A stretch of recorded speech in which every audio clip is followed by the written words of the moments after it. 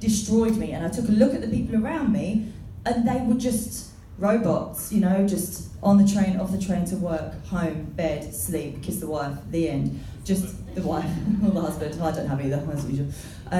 So I just couldn't fathom how I was going to do that anymore. And I was searching for a way out, because I needed to prove not only to myself, I needed to prove to my friends and family around me, the people I really cared about, who I also saw were suffering, that there was another way. And then I found Mo, and my life changed. And, you know, I went to an I Am Freedom with Chris, and the rest is history. He realised I was absolutely bonkers, so he was like, yeah, you definitely need to come on the team.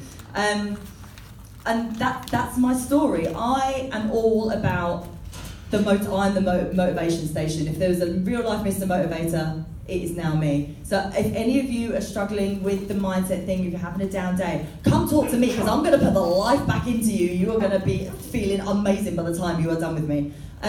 So use us, use the amazing speakers you've got here, use this wonderful team and our knowledge, and I look forward to speaking to the rest of you that I haven't spoken to already. Bye.